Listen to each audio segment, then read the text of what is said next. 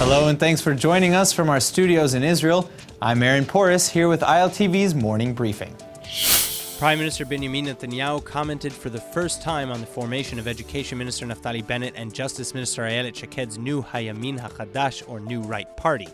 In closed-door comments to senior Likud officials, Netanyahu reportedly said that, quote, Bennett and Shaked are destroying right-wing parties that will not pass the electoral threshold, end quote, adding that this could represent a, quote, fatal blow to the national camp that could lead to the establishment of a leftist government, end quote. Well, according to a number of recent polls, several right-wing parties, including the Jewish Home, which Bennett and Shaked broke away from, as well as Shas, Kulanu, and Israel Beitenu, were all hovering around the 3.25 electoral threshold, or around a minimum of 4 seats. And if any one of these parties doesn't make it into the Knesset, it could certainly jeopardize the right's leading bloc. However, some reports suggest actually that the two ministers, Bennett and Shaked, will seek to reunite with their Jewish Home Party following the elections in order to create a strong right-wing bloc in coalition negotiations with the Prime Minister. And on a related note, on Monday, Justice Minister AYELET Shaked also said that she believes this will be Netanyahu's last term in office.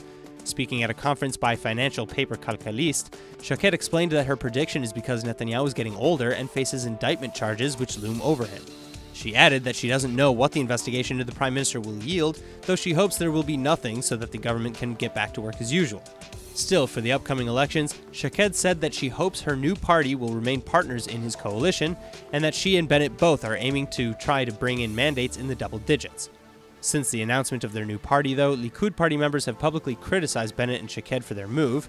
Minister Yariv Levin on Sunday even said in a post on Facebook that, quote, from their wild attack on Prime Minister Netanyahu, it's clear that Bennett and Shaked's intention is to topple the Prime Minister and the Likud, end quote.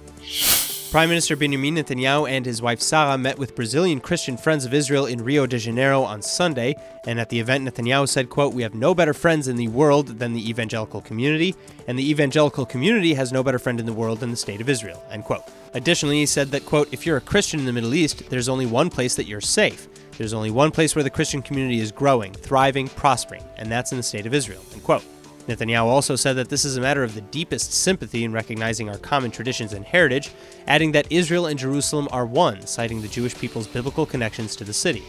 He also noted that President Bolsonaro's first name in Hebrew is Yair, the name of Netanyahu's son as well, and he said that in Hebrew this means, quote, he who brings light, and I think that we now have an opportunity together to bring a lot of light to the people of Brazil and to the people of Israel.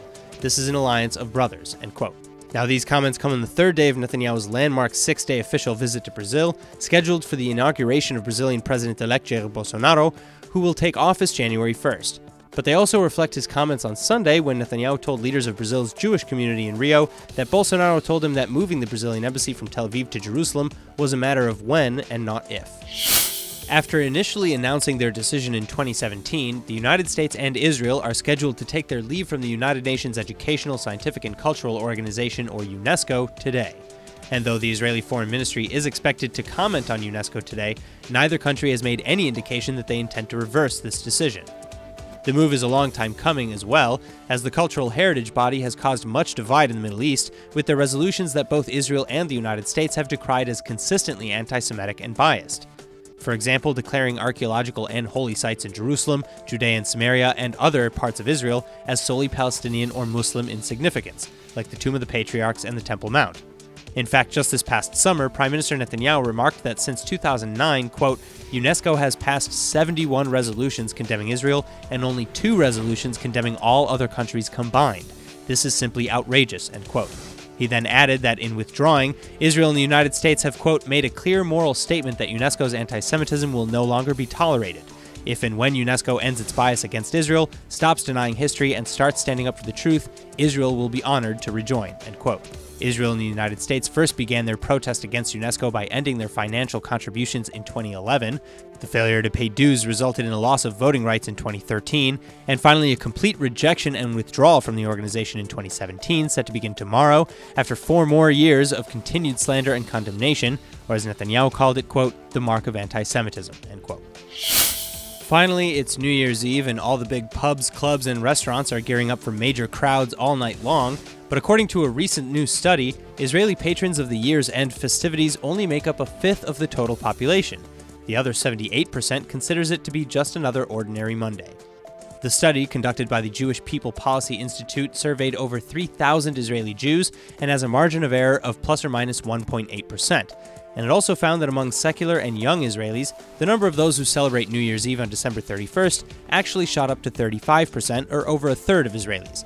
But this is still pretty low when comparing to other Western states. The reasoning is actually quite simple, though. Israel follows the Hebrew calendar, which puts the Jewish New Year's, or Rosh Hashanah, on the first day of the Hebrew month of Tishrei, which usually falls around September. That being said, the Gregorian New Year's Eve, referred to as Sylvester in Hebrew, isn't the only celebration around this time anyhow. About 8% of Israeli Jews celebrate Novi God, which is a secular Christian holiday on New Year's Day, and it's mostly just celebrated by Israelis originating in the former Soviet Union.